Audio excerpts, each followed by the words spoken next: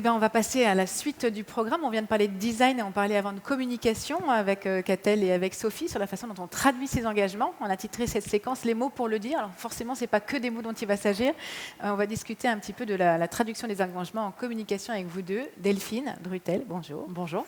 Tu diriges Rosa Paris, ex-Rosa Parks pour ceux qui n'ont pas suivi la mutation. Et Olivier Altman, bonjour. Bonjour. Et toi, tu es cofondateur d'Altman Pacro. Exact. Et vous travaillez tous les deux sur ces sujets qui sont les sujets de nombreuses marques en général et de nombreux retailers en particulier, bien sûr.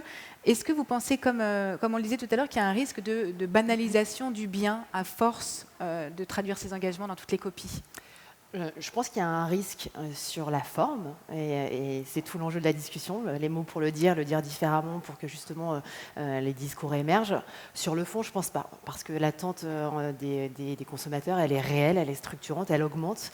Au sein du groupe Havas, on a fait cette dernière année 3 études justement pour un peu monitorer ça, ces grands changements suite au Covid, et on voit combien les gens ils ont compris aussi qu'aujourd'hui, avec leur carte bancaire, ils avaient plus de pouvoir qu'avec leur carte d'électeur et que pouvaient sanctionner ou valoriser des entreprises selon qu'elles respectent ou pas leurs engagements RSE. Ça, c'est des chiffres qui sont énormes. On parle de quasiment de Français sur 3, parfois 3 sur 4. Donc, il y a une attente réelle de fond pour que les marques s'engagent. On croit plus aujourd'hui au pouvoir des entreprises pour changer les choses et pour construire ce monde d'après que dans les gouvernements. Ça aussi, avec des scores très élevés, 78%, je crois plus dans les grandes entreprises que dans le gouvernement. Exactement, que dans les politiques. Donc, je pense que l'attente, elle n'est pas juste conjoncturelle, elle est structurelle, et c'est pour ça qu'on ne risque pas de banaliser ce bien, parce que c'est encore une fois, on s'adapte, nous, aux attentes des clients, et les attentes sont fortes là-dessus. Olivier, tu es d'accord ? C'est vrai que tout le monde parle de RSE, donc on peut se poser la question, non, il faut parler d'autre chose, sauf que comme c'est le sujet central, donc toute la problématique pour nous, agences, c'est créer de la différence par rapport aux marques, et de se dire comment telle marque peut en parler dans son écriture, donc ça veut dire quel type d'action, quel angle stratégique, quel territoire de communication, quelle tonalité. C'est un peu comme dans les années, 80 ou 90, où on était sur le plaisir, tarte à la crème, mais nous, notre boulot, c'est de trouver comment parler du sujet central du moment de façon intéressante, et puis surtout crédible et sincère, parce qu'il y a, je crois, 60% des gens qui doutent de la sincérité de l'engagement des marques. Et donc ça va devenir un gros sujet, parce que plus on va tous en parler, plus on va tous créer une forme de saturation et d'overdose, et les gens vont nous dire arrêtez de nous parler de ça. C'est ça. Dans les dernières études, il y a celle qu'a menée l'ADEME justement sur la consommation responsable et qui cette année a fait un focus sur la pub responsable. Et dans les attentes qui émergeaient, c'était très clair, les Français attendent que la pub les accompagne sur la pédagogie même de gestes du quotidien, sur l'éco-responsabilité, sur la traçabilité des ingrédients. C'est finalement assez loin de votre métier de départ, j'ai l'impression en tout cas, qui était plutôt de faire de la préférence de marque et puis éventuellement de vendre. Comment est-ce qu'on arrive à faire l'un sans oublier l'autre ? J'ai l'impression que, en fait, c'est des habitudes, des gestes, des informations qui vont se standardiser.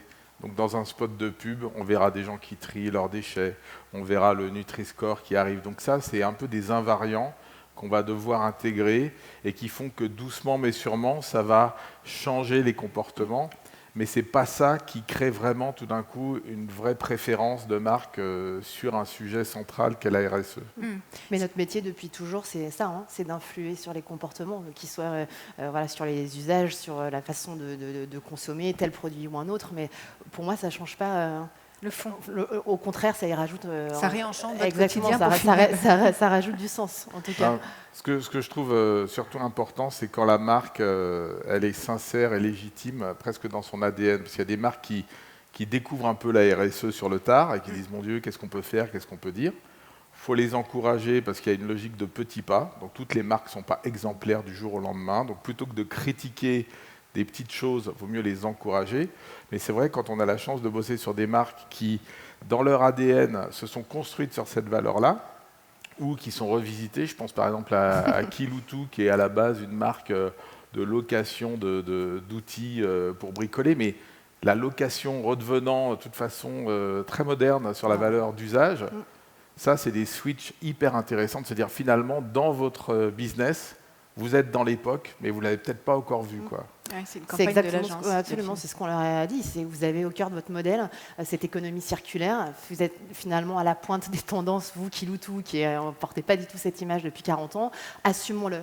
Et finalement, juste avec ce mot qui est apparu à l'écran, louer, on est sur un encouragement à ces nouveaux modes de consommation. Donc oui, je suis d'accord avec Olivier, il faut aller quand même toucher la sincérité, l'ADN de la marque. C'est ce qu'on essaie de faire. Ce matin, on écoutait Lisa Nakam qui dirige Jonac et qui disait qu'à l'inverse, elle avait le sentiment que c'était finalement la moindre des politesses que d'être un peu exemplaire sur la traçabilité, sur tous ces sujets des RSE, et que ce n'était pas un sujet de communication. Est-ce que vous partagez quelque part ce point de vue? Alors, oui et non. Je pense que c'est quand même mieux quand les marques font avant de dire. On a vu pendant le confinement, tout d'un coup, LVMH qui s'implique avec les masques, etc. Et ça a cranté dans l'esprit des gens 10 fois plus que les beaux films de 1 minute 30 sur on va vous aider à construire le monde meilleur. Donc les marques qui ont compris qu'agir fortement et le communiquer certes, mais de façon beaucoup plus en RP, sur le social, ça bouge vraiment l'opinion, les journalistes en parlent. Mais après, il y a évidemment le faire savoir. Donc je pense qu'il faut quand même d'abord faire son introspection sur qu'est-ce qu'on fait de concret, et est-ce qu'on est au niveau pour communiquer ou est-ce qu'on est un peu tôt pour commencer à fanfaronner, quoi. Sur la façon de faire, il y a un truc qui vous rejoint. Vous avez travaillé chez Reuse à Paris pour Greenwiz. On voit le film derrière sur la plateforme la marketplace du bio. Et puis, Olivier, tu as travaillé toi, pour le Synadis Bio, qui est le regroupement des marques dont Naturalia fait partie, en utilisant un même levier qui est celui de l'humour. C'était 2 campagnes qui étaient super drôles. Est-ce que c'est le levier qui reste toujours le meilleur pour faire passer les messages? C'est un levier. On a fait pour Aigle l'année dernière un film très tendre, très dans l'émotion, sur la durabilité des produits, et ça a marché très bien. Là, on a choisi le registre de l'humour. C'est comme toujours dans notre métier, que ce soit pour le RSE ou pas, c'est comment on arrive à intéresser les gens, comment on arrive à être juste, à les divertir, à les toucher. Et on le fait avec les armes de chacune des marques et ce qu'elles ont. Et là, en l'occurrence, ce que portait aussi Romain dans la création de Greenwiz, il y avait ça, et cette phrase qui rejoint ce que dit Olivier, pour ceux qui préfèrent agir plutôt que parler et être dans l'action. Greenwiz, c'est quand même une marque qui, en 2015, fait 10 millions de chiffre d'affaires. L'année dernière, elle a dépassé les 100 millions. On voit bien qu'il y a quand même un vrai mouvement, et on le fait pour eux avec de l'humour, pour d'autres avec de l'émotion. Romain, dont tu parles, qui est Romain Roy, qui est le fondateur de Greenwiz. Ça me rappelle la préparation de ce call où Olivier disait que c'est quand même les destins personnels qui continueront à faire bouger les lignes. Absolument. Pas seulement dans la façon aussi dont on traduit ces sujets-là en communication. Ça rejoint les enjeux de différenciation, c'est-à-dire que quand tout le monde fait du larmoyant, quand tout le monde fait du bien-pensant, il faut faire un pas de côté. Et aujourd'hui, on a l'impression qu'en mode déconfinement, les Français, ils ont un petit peu envie quand même de rire, de sourire, de partir en vacances. Donc les marques qui ont su d'ailleurs, comme Burger King, pendant une période très critique, garder un lien, mais sur un ton un peu léger. Alors c'est vrai que leur business le permettait. Elles plaisent énormément. Et moi, je crois beaucoup à l'écologie joyeuse et pas punitive. Parce que ce qui risque de se jouer, c'est une sorte de charge sur les épaules des gens, de charge mentale, et de se dire l'écologie, finalement, c'est pas chouette, c'est une obligation, sinon on va tous mourir. Alors que si on en fait quelque chose de ludique, de joyeux, de sympathique, on va entraîner du monde. Donc l'humour, c'est quand même un super levier pour parler de ces sujets-là. Évidemment, ça dépend de la marque qu'il y a derrière. Mais oui, ce que vous dites est juste, ce sont les hommes et les femmes qui font les entreprises. Enfin, on voit, nous, à l'agence, notamment Aigle, cette transformation RSE, cette entreprise à mission, cet impact positif, il est très porté par Sandrine Conseiller aussi, qui, en tant que CIO, impulse ça. Donc, je pense que ça rejoint la question... Et qui est passée par Lacoste auparavant, où elle a laissé cette trace. Donc, ça rejoint ce que dit Olivier sur l'engagement, la sincérité. Quand c'est porté au plus haut niveau, on voit que ça rayonne davantage, parce que aussi à tous les échelons de l'entreprise et pas simplement à celui de la communication. Est-ce qu'il y a un risque dans le côté décomplexé, ou plutôt justement de vouloir faire sourire? Je pense aussi, Nadis, à ce registre qui était vraiment sarcastique, très ironique, justement de braquer un peu des gens qui ne sont pas exemplaires dans leur comportement.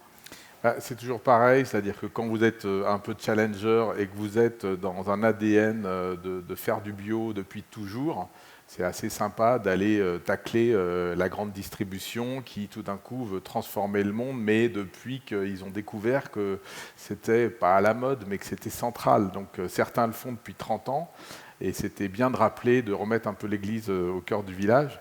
Maintenant, le paradoxe, c'est qu'on n'a pas intérêt non plus à se tirer les pattes, enfin de se tirer la bourre entre les marques, puisqu'il y a un enjeu de collaboration énorme entre les petites marques, les grandes marques. Moi, j'ai vu qu'à un moment, Édouard Leclerc a tweeté que finalement, l'engagement de Lidl en faveur des producteurs de lait était supérieur à celui de Leclerc, et il a dit « bravo Lidl ». Donc, je trouve ça intéressant qu'à la fois, nous, on ait un enjeu de différenciation, de compétitivité des marques, et en même temps de construire un monde où les marques entre elles se disent on va peut-être aussi penser à l'intérêt général. Ensemble. Et si à un moment une filière doit être soutenue, tant mieux si toutes les marques qui d'habitude se tirent la bourre pour faire le moins cher acceptent de faire la même chose, bizarrement. Donc finalement, c'est exactement l'inverse de la question de départ, c'est-à-dire que l'enjeu, ce ne serait pas d'éviter la banalisation du bien, mais de l'accélérer à votre niveau.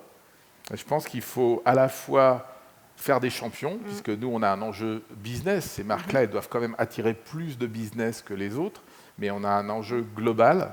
Et je pense que toutes les actions transversales, quand les Français voient que tous les distributeurs se mettent d'accord sur des actions de fond, c'est la cote d'amour du secteur qui monte.